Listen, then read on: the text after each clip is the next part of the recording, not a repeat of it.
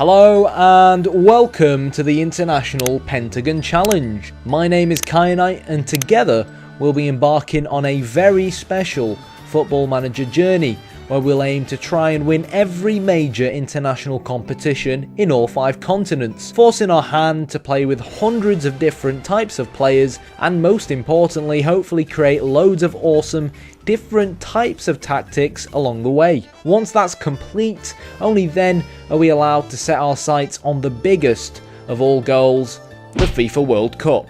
How many nations will we have to manage until we work our way to the top? How many dodgy names will we have to pronounce along the way? So hit the like button, hit the subscribe button, and hopefully we're going to have a lot of fun along the way. Okay, hello everyone and welcome to episode 60 of the International Pentagon Challenge. And in case you're wondering, yes, I am starting to slowly recover from the shambles that was obviously the last episode. So as we kind of mentioned at the end of the last episode, I've played quite a few of our World Cup qualification games.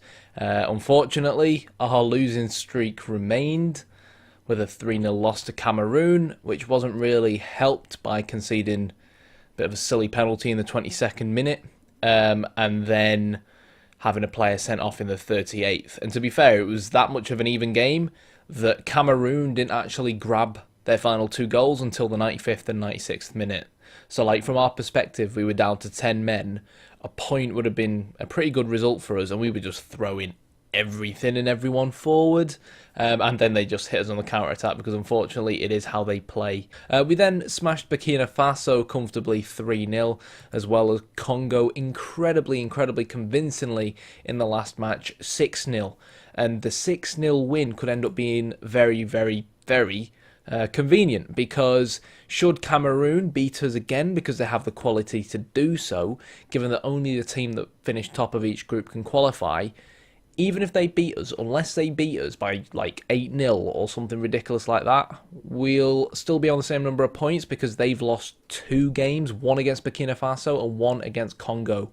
It's also worth mentioning that both those are their away games as well, so while their home form has been pretty decent, where they pretty much beat everyone in the group, they've been poor away from home. So hopefully that's something we can really use to our advantage and get the win over them. But even if they beat us, unless they can better our goal difference, they're going to struggle. Now, I mean, I say they need a goal difference of 8. It'll actually be a lot less than that, because I've just realised that in a way our goal difference goes down if we concede goals. That I don't know why I didn't take that into account, but basically our goal difference is 12, theirs is 4, and yeah, it's going to take a lot of goals to be conceded from us for them to really steal top spot from us. In terms of how they play, I'll show you exactly how they play. So, good old-fashioned 4-4-2. They've got big target man in Bayakolo up front. 2 very big, very strong, very physical lads up front. And they just defend deep and look to really turn defence into attack really quickly. And, yeah, we are going to be looking to change the way we usually play. But before we kind of go into the game, I want to discuss kind of how our setup is looking right now. So while El Sayed is our better winger, ever since he had that poor injury, he's never really refound the form that kind of put him top of the assist charts for us, whilst Mohamed Heni has been pretty solid. And as you may have noticed, we did get a goal against Sweden, and it was Mohamed Heni who scored. I'll put my hands up and admit that I didn't really pay too much attention to this friendly game because I wanted to get to the Cameroon game. But yeah, a bit of a poor result against Sweden, but when their centre-back gets a hat-trick where all goals were from set pieces, I think it tells you a lot about what we're missing. And it is our second main centre-back, who was obviously Mohamed Kamel. We now are stuck with only Mohamed Khalifa. Mohamed Kamel, if you remember, was the lad that plays for Arsenal. He's decided to retire only at the age of 29, which is a bit strange for a centre-back, even for international football, but he decided to retire, and it means now that I'm kind of toying with the idea of dropping Ahmed Kamel back into the centre-back position instead of the ball-winning midfielder role. Or I have to kind of resort to using either Heni Mohsin, who isn't exactly world-class, or Mustafa Said, who again isn't very very, very, very good in general, to be honest. They play in the Egyptian league, so when you face some of the strikers that we're going to be facing, you kind of need better centre-backs, which is where Sheffield United's Kamel comes into play, who obviously plays for Sheffield United in the Championship, which is, safe to say, a slightly higher level than the Egyptian Premier League. We are going to be playing 2 up front this game, so let's take a look at that now. Also, another thing I actually forgot to mention was we now have a new number 1, who is Mohamed Abdel Salem.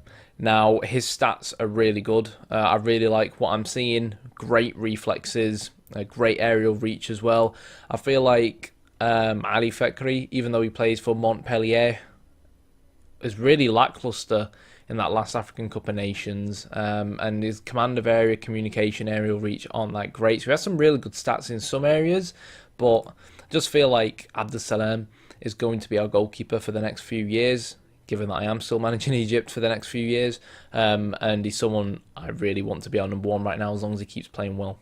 Okay, so unlike what happened the first time we played Cameroon, where I tried to kind of like specifically counteract them, given how I know they play, I'm rather going to look to try and utilise the concept that the best form of defence is offence, which is why I've opted to change things around and play with 2 up front. I feel like if we can keep the direct balls going forwards, especially given Cameroon's away form and the fact that we're obviously on home turf, keep the pressure on, we have the ability to grab a goal or 2 and then tweak from there. So that's what we're going with. Saeed's going to now become a complete forward, who I really, really, really need to start scoring goals again, because yeah, like, he's meant to be one of the best players in the continent, and while he was scoring goals for fun previously, he has forgotten how to find the back of the net for us, which is incredibly disappointing. Sabir, on the other hand, is still pretty reliable. Shame that he's still only playing in the Egyptian leagues. Shame that really his stats are nowhere near as good as the other player, yet this is the lad that keeps scoring the goals. But I guess it's just how football is sometimes. Opposition instructions, we're looking to close down the front 2, because a lot of the time, because of how deep they defend, it's really just those 2 that they're pumping the ball up to. So if we can win the ball back, close them down really, really quickly, it then leaves us in a kind of situation where we can then counter-attack them and not allow those players to hold the ball up and then try and bring other players into play. I know that on paper this probably isn't the best approach to take up against the approach that they're taking against us, but you know, sometimes you just got to go with your gut feeling, and that's kind of what I've got right now, given the limited knowledge I have of Cameroon, but the knowledge I have of Cameroon from the first time we played round where they beat us 3-0. So there we go then.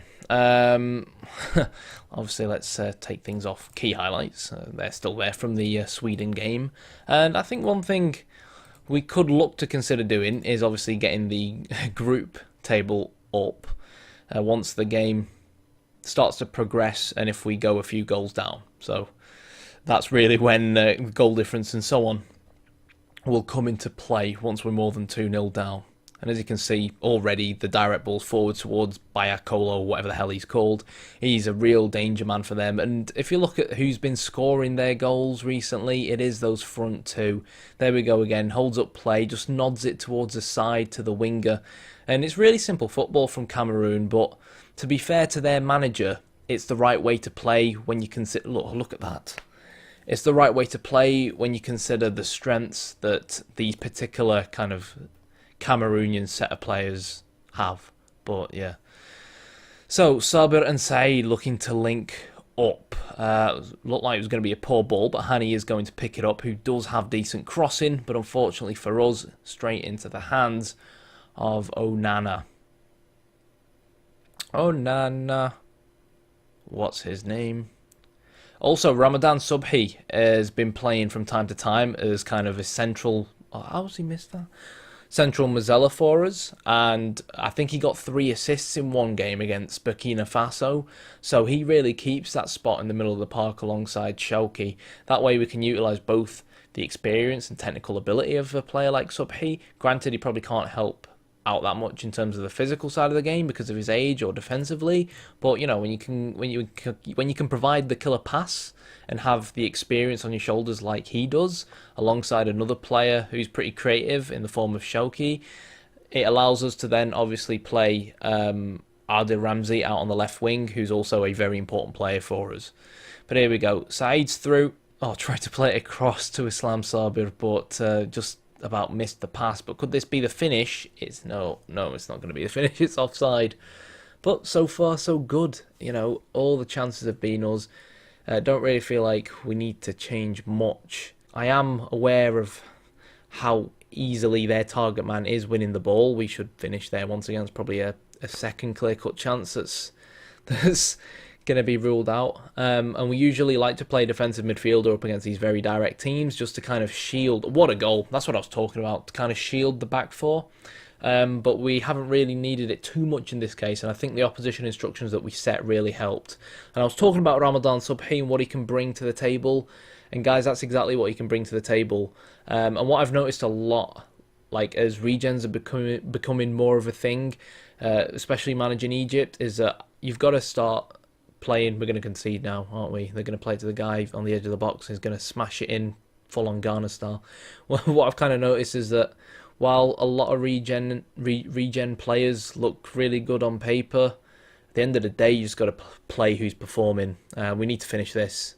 Oh my God! Oh, how? Guys, why are these Egyptians doing this to me? You're probably watching this and thinking he's still not gotten over that loss against Tunisia, and you're right, I still haven't quite gotten over that loss against Tunisia. So, I mean, I'm not entirely sure how that wasn't offside. It may not have been, but I'm not going to play it back.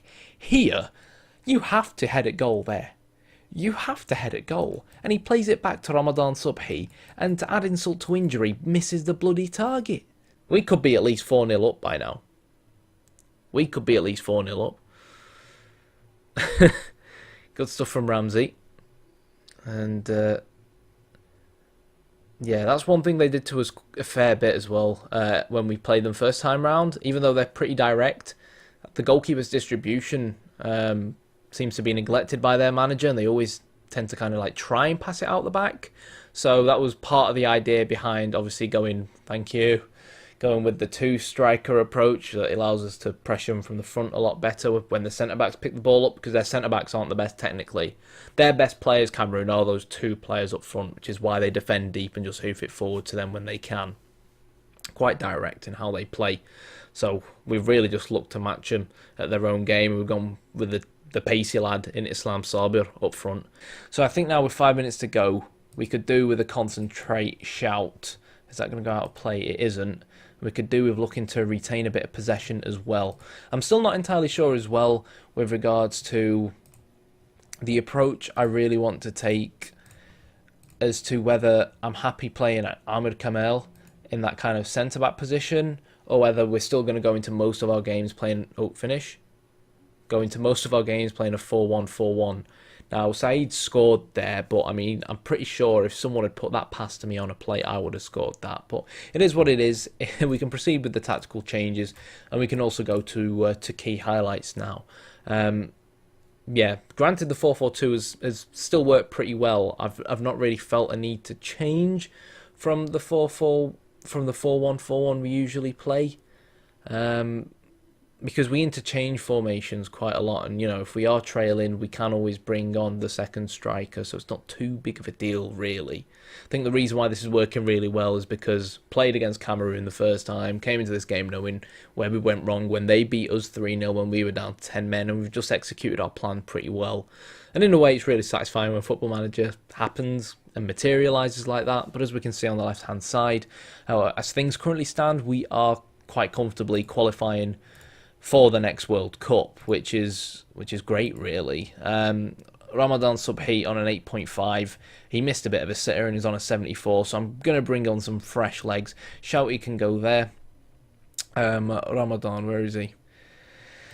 Ramadan can come on here, and I'm actually going to sub on Ahmed El-Sayed to be bombing down that right wing, and let's see if he can maybe grab an assist or two and start seeing if he can, in a way, find himself. I know it kind of sounds like he's an 18-year-old teenager who's just finished college and is going on holiday to try and discover himself, but he does need to try and rediscover himself. Oh, what a finish.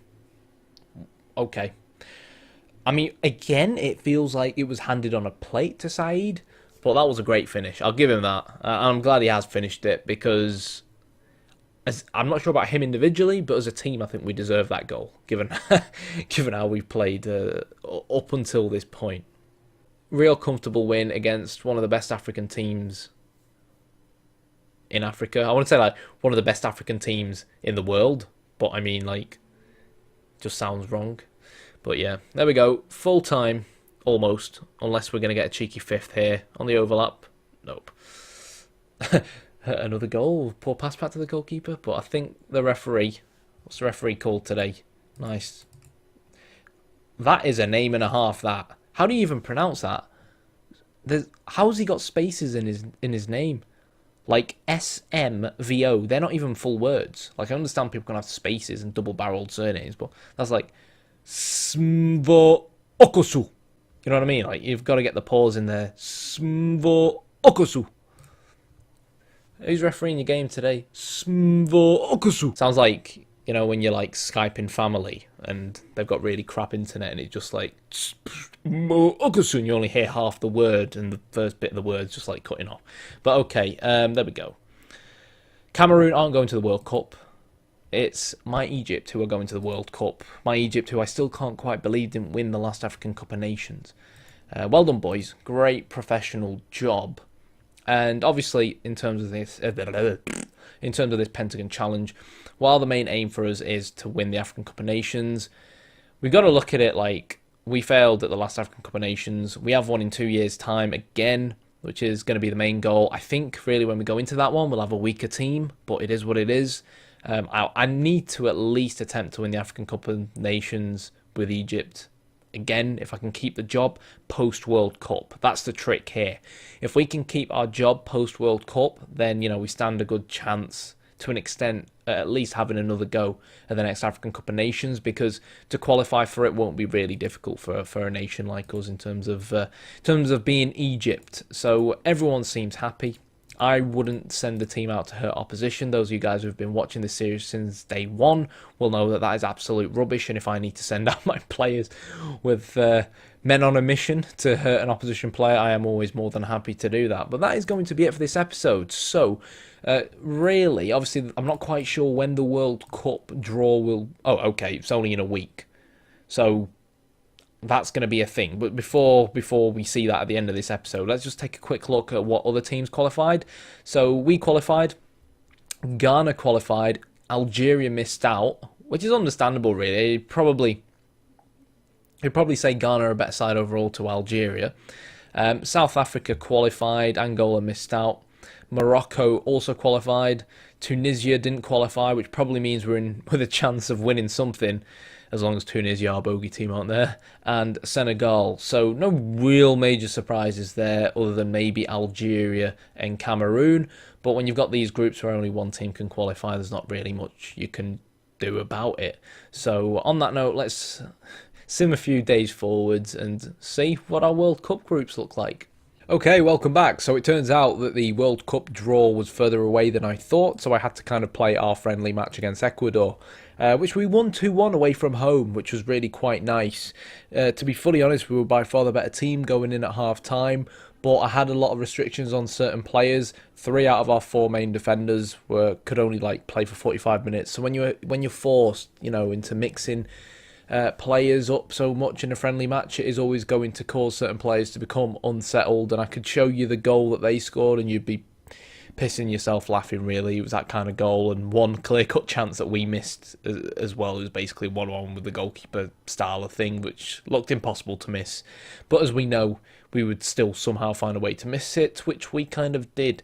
But a 2-1 win against Ecuador, who are higher than us in the FIFA World Rankings. Ecuador are a good team, so that's a good friendly win for us away from home. Definitely made up for the poor loss against Sweden. And again, didn't put too much effort into it. But it turns out that before we actually go to the World Cup draw, there's a total African Championship of Nations draw. It seems like this thing happens every 2 years, and even though we've managed a fair bit in Africa before throughout this International Pentagon Challenge, I've never actually, I don't think, had to manage at an African Nations Championship. So this obviously isn't the Cup of Nations, but it would probably be a nice little bit on the side kind of thing. So let's take a look at who we get drawn. Okay, we've been drawn in Group C with Chad, DR Congo, and Togo. Okay, that group seems pretty easy. It looks like we've never actually won this tournament before. I'm not sure either when the games are going to be played, but they probably won't be recorded. It'll probably just be something I do in my own time if I'm still Egypt boss when this comes around in 2030. Hopefully it's before the World Cup, because it gives us a good chance to kind of warm up before the World Cup against some decent teams. But in a way, hopefully it isn't before the World Cup because, well, I don't want players getting injured before the World Cup. But yeah, that's that. Now I'm going to sim forwards to the World Cup draw. Okay, here we go then. So this will be our second ever World Cup that we manage at. First one, obviously, we managed whilst we were England manager. And yeah, I think we can all vouch that the less said about that World Cup, the better, as we failed to even qualify from the group stages in true England fashion. We probably could have stayed on as Japan manager actually and managed at a World Cup, but instead we just resigned because we won the Asian Cup obviously, and our mission as such was was complete in Asia. So yeah, okay, here we go. We've been placed in the third pot for the draw. So obviously, in fact, let's take a look at the first seeds. So yeah, not surprising to see those kind of teams there. Bit surprised to see Russia and Colombia kind of top seeds, but hey, they're top seeds for a reason. It means they did pretty well qualifying. But what it does also mean is that we're going to get some pretty interesting groups, because Belgium, England, Poland, the Netherlands and Portugal are all like second seeds. So we are probably going to get some interesting groups appearing. Now, England have got a pretty decent one against Colombia there. You can definitely see England qualifying from that group. Feel sorry for the Scottish getting the Germans. Brazil and Poland makes that an interesting group. Russia and Ukraine in Group E.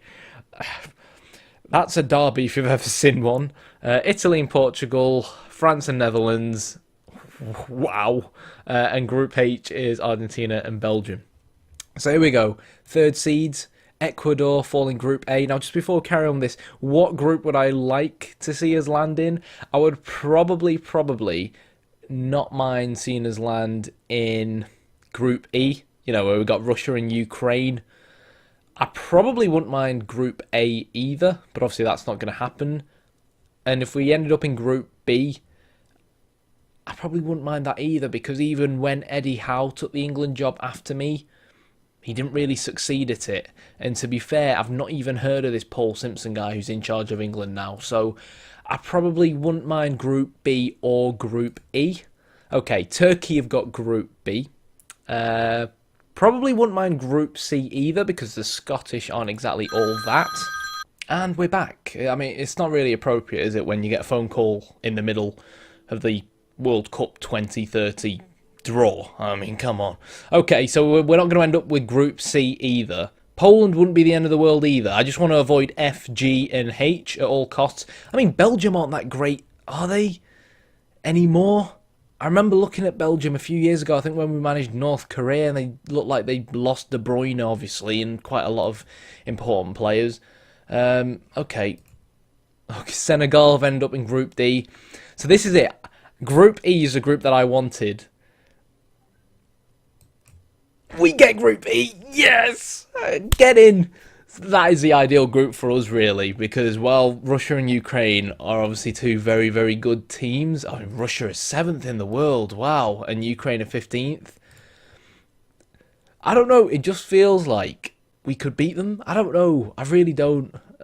Anyways, we're in Group E, so let's draw the rest of the team. So there we go. Group A, Denmark, Ecuador, South Africa and Spain. Can probably see Spain and Denmark getting out of that simply because, well, we played Denmark previously when we were England manager. They seemed a pretty decent side. Wow, England got China in their group. I see England and Colombia getting out of Group B. Group C, probably Germany and South Korea. Paraguay maybe. I don't know how good their regens are. It's hard to predict this late on in the game. Brazil and Poland probably for Group D. You can see Senegal sneaking in there if they get a good result against Poland. In terms of us, you'd probably expect Japan and Russia. Oh my god, we got Japan in our group. Well, that complicates things. Japan, Russia, and Ukraine. What a group. We'll give it a good go. Group F, Ghana, Iran, Italy, and Portugal. Easily Italy and Portugal. Group G, probably France and Netherlands. Can't see Saudi Arabia or the US getting one over the French or the Dutch, especially with how good the regens they produce on this game are. Argentina, Belgium, Mexico, Morocco is going to be a interesting group as well. I think Argentina will have first place in the bag, especially given the fact they've got this lad who's basically the next Messi, who's Argentinian as well, very conveniently. It's just a case of who can really sneak into second place, whether it'll be Belgium or Mexico. So that's really it for this episode. Been a bit of a long one. I tend to say that at the end of all episodes. Hopefully you enjoyed it, and hopefully it kind of made up for the shambles that was the previous episode. I mean, I say it was a shambles. You guys probably pretty enjoyed it at home whilst I was here tearing my hair out. I do actually have a Zinedine Zidane bowl patch now after that game. You guys just can't see it on camera. And hopefully my eyes weren't disappearing.